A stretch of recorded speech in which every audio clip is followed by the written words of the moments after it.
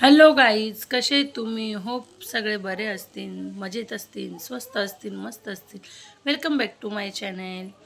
तर गाईज आहे ना, आम्ही त्या दिवशी म्हणजे मी याच्या अगोदरचा ब्लॉग टाकला, खूप छोटा ब्लॉग टाकलेला आहे की आम्ही प्रेमला फिरायला नेलं. सकाळी सकाळी असा मी ब्लॉग टाकलेला होता. पण ॲक्च्युली आम्ही फिरायला तर गेलेलो, पण प्रेम आणि मी तर सोबत होतो. आम्ही फिरायला तर म्हणजे बाहेर तर पडलेलो, पण आम्ही कुठे गेलेलो ते तुम्हाला प्रेमच सांगेन. प्रेम, तुला कुठे नेलं होतं? कुठे नेलेलं माहित ना, कुठे नेलेलं. मला एक घाण जागा होती गाईस. म्हणजे फिरायसारखी जागा तर नव्हती तिकडे. फिरायसारखं काय होतं नाही.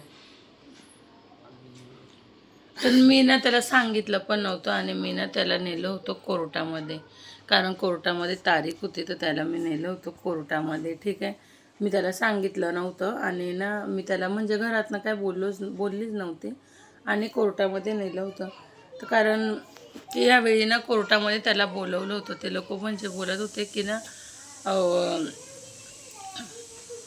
मुलाला म्हणजे तो त्याच्या पप्पाने टाकलेलं की मला मुलाला भेटायचं आहे, मुलाला आणत नाही ते कोर्टामध्ये. तर मी प्रेमला कोर्टात का नाही न्यायची, कारण की म्हणजे त्याच्या म्हणजे डोक्यावरती काही त्याला म्हणजे त्याला स्ट्रेस नको यायला, काही हे नको व्हायला, डोक्यावर काही परिणाम नको व्हायला, म्हणून मी त्याला कोर्टात नेत नव्हते. पण यावेळी मग नेलं होतं. कारण आणि ना आम्ही कोर्टात गेलो, असं झालं ते भेटले, प्रेमला वगैरे भेटले. फोटो दाखव प्रेम, फोटो दाखव. फोटो नको बस. तर प्रेमने फोटो वगैरे काढले त्यांच्याबरोबर. पण मग ते बोलत होते प्रेमला की चल माझ्यासोबत चल असं. प्रेम नाही गेला, कारण की ना प्रेम बोलतो एवढे दिवस तुम्ही कुठे होते, एवढे जेव्हा आम्हाला गरज होती तेव्हा तुम्ही कुठे होते, आणि आज अचानक तुम्ही बोलताय. आज ते का बोलताय माहिती आहे की मी बघा थोडे दिवस हा फक्त दिखावा आहे, फक्त दिखावा. थोडे दिवस घेऊन जाणार आणि घेऊन गेले का मग काय करणार माहिती आहे त्यांना. असं आता त्यांना कोर्टाकडनं असं आलं की एवढे दिवस झाले, तुमचं नशीब खूप चांगलं होतं की तुम्हाला कोर्टाने ॲक्शन नाही घेतली.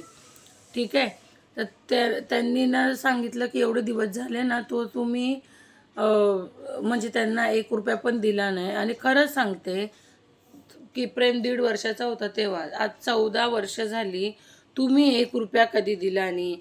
कुठच्या म्हणजे तुम्ही तर कधी हाल विचार केला नाही, पण कुठच्या नातेवाईकांना सुद्धा विचारलं नाही. प्रेमचं तर नाव काय आहे, स्कूलमध्ये काय नाव आहे, क्लासमध्ये काय नाव आहे, घरी काय बोलतात, हे सुद्धा तुम्हाला कधी माहिती नाही. कधी तुम्ही म्हणजे कधी त्याला साधा एखादा बिस्किटचा पुडा कधी पाठवला नाही, कधी भेटायला आले नाही. आणि आज अचानक तुम्ही बोलताय की माझ्याबरोबर चल, तर तो येईल का? मग याच्या पहिले तुम्ही कुठे गेले होते? याच्या पहिले पण तर तुम्हाला म्हणजे तुम्ही विचार करायला पाहिजे होता ना. आज तुम्हाला कोर्टाने सांगितलं आहे की हां पैसे द्या तुम्ही, त्या लोकांना तुम्हाला पैसे द्यावे लागतील. तर आज तुम्हाला जीवावर आलं आहे ना, तर तुम्हाला माहिती आहे पोरगा तुमच्याकडे राहणार नाही, पण तुम्ही फक्त पैसे द्यायचे नाही म्हणून तुम्ही एवढी लाडेगोडी लावून राहिले पोराला की मला पैसे द्यावे लागतील, मी खर्च करतो, मी शाळेत टाकतो, मी हे करतो. अरे तो तर आता 9वीला 1 वर्ष शाळा आहे त्याची, अजून 2 4 5 वर्षाने तोच कमवायसारखा होऊन जाणार. तर तुम्ही बोलता मी खर्च करतो, मी हे करतो, मी ते करतो, असं बोलताय. तर याच्या पहिले कुठे गेले होते? याच्या पहिले का नाही केलं? आज जीवावर येतं त्याच्यामुळे तुम्ही बोलताय की मी शाळेत टाकतो, हे करतो, ते करतो. असं पैसे द्यायला तुम्हाला जीवावर येत आहे ना, त्याच्यामुळे तुम्ही बोलताय.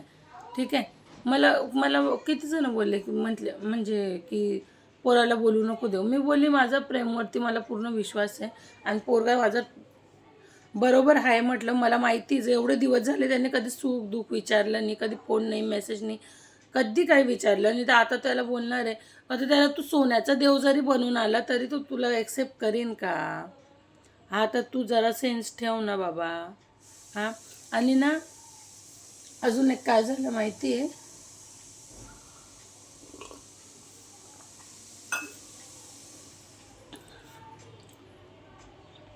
कोर्ट काय बोलले, तुम्ही 4-5 मिनटं, सॉरी थोडा टाईम बोला तुम्ही, तुम्हाला काय देणं घेणं करायचं आहे तुम्ही थोडा वेळ बोला, ठीक आहे. तर आम्हाला थोडी प्रायव्हसी दिली होती बोलायसाठी.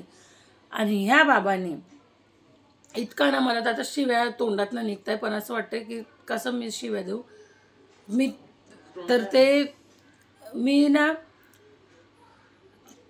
जे माझे वडील ऑफ झालेत ते, ठीक आहे, तर ते बोलतात की त्यांनी माझी जिंदगी बर्बाद केली. अरे ते तुम्हाला जबरदस्ती केलेली की माझ्या पोरीशी लग्न करा, त्यांनी तर त्यांच्या मुलीची जिंदगी बर्बाद केली, तुमची नाही केली.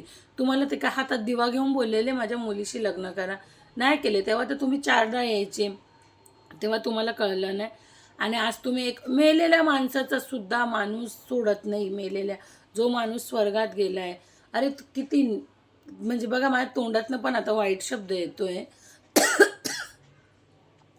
किती माणसं हलक्या पातळीवर एकदम जातात की मेलेल्या माणसाला सुद्धा ते सोडत नाही, त्यांच्याबद्दल सुद्धा ते बोलतात. हां, तुमचं जे केलं आहे ते तुमच्या आईवडिलांनी केलं आहे, तर तुम्ही त्यांना विचारा.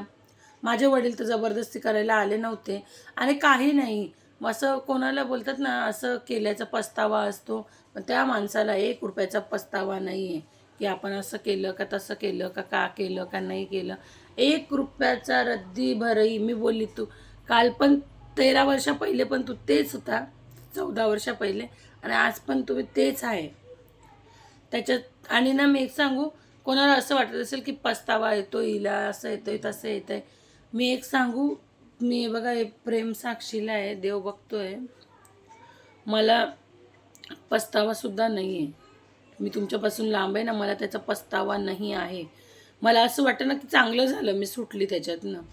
मला खूप बरं वाटतं की मी सुटली, ते बरं झालं. नाही आहे ना ते तुमच्यामध्ये, किंवा असं एकत्र राहिलं असतं तर बापरे, आता तर तुझं पागल माणूस आहे, पागल, समजलं. मॅड जे बोलतात ना, पागल बेवडा तुझ्यापेक्षा चांगला आहे. पण तो इतका, माझ्या तोंडातनं तर इतक्या शिव्या येत आहेत ना, खरंच सांगते, इतक्या शिव्या येऊन राहिले. तर मला ना खूप बरं वाटतं की मी त्याच्यातनं सुटले, कारण तिथे राहायपेक्षा तसं झेलायपेक्षा हे असं झेललेलं खूप चांगलं आहे. उलट स्वतः कष्ट करून खाल्लं आणि पोराला सांभाळलं, ते खूप चांगलं आहे. पण ते खूप बरं झालं, मला पस्तावा नाही आहे तुम्हाला सोडायचा, कळलं. मला असं वाटतं जे मी केलं ते बरोबर केलं, कळलं. आणि ते प्रेम व्हायच्या आधी केलं असतं तर अजून चांगलं झालं असतं, पण ते जाऊ द्या, देवाच्या इच्छाप्रमाणे प्रेम झाला आणि ते आता झालं, ते तर अजून जाऊ द्या, ठीकच आहे. जे होतं ते चांगलंच होतं आणि जे होणार ते पण चांगलंच होणार, ठीक आहे. पण असं तर तुम्हाला सोडणार नाही आहे, हे पण तुम्ही लक्षात ठेवा. असं तर सोडणार नाही आहे. हां, दुसऱ्याच्या बालबेटीवर कलंक लावतो, म्हणतो काय माहिती आहे, कोर्टामध्ये हिचं तर हिच्या सख्ख्या भावाबरोबर अफेअर आहे. तुझ्या बहिणीचं तुझ्याबरोबरच अफेअर असेल म्हणून तू दुसऱ्यांच्या बहिणीचं दुसऱ्यांच्या भावाबरोबर अफेअर करतो, कळलं. तुझ्या बहिणीचं ना त्याच्या बहिणीचं त्याच्याबरोबरच अफेअर होतं वाटतं, म्हणून त्याने दुसऱ्यांच्या कोर्टामध्ये. आणि वरून काय बोलतो माहिती आहे, माझे 50 लाख रुपये घेऊन गेली, 50 लाख रुपये माझे घेऊन गेली असं म्हणून. अरे 50 लाख तू कधी सपनात बघितलेत? हां, मग तुझ्याकडे 50 लाख आहेत तर अर्धे देऊन दे, पोराच्या नावावर टाकून दे. 50 लाख आहेत तुझ्याकडे, तू कधी विचार केला? हां, तू कधी लग्नावर झाल्यावर बायकोच्या हातात तू 20 रुपये दिले आणि तू 50 लाखच्या बाता करतो. अरे शोभेल असं तरी बोल, वरती देव बसलाय त्याला तरी घाबर. हां, 50 लाखच्या बाता करतोय. 50 लाख घेऊन गेली म्हणे माझे. आणि हे ना,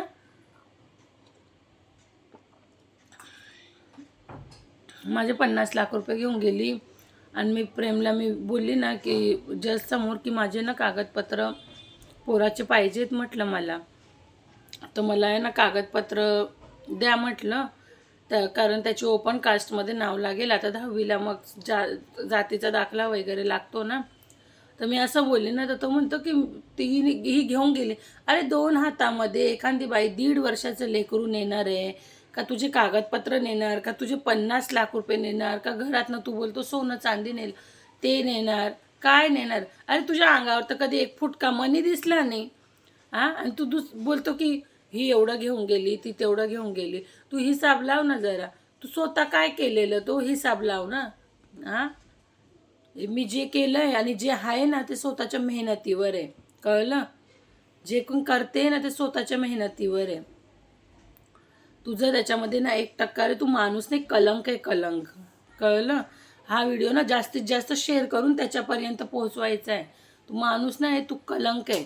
आणि तुला आहे ना बायको पोसायचा दम नव्हता, त्याच्यामुळे तू असं सोडलं. माझ्या हातातल्या बांगड्या देऊन देते तुला पुढच्या वेळी आली तर, कळलं? बाकी ठीक आहे गाईज. कोणाला काही प्रश्न विचारायचे असते मला तुम्ही कमेंटमध्ये सांगा. बाय.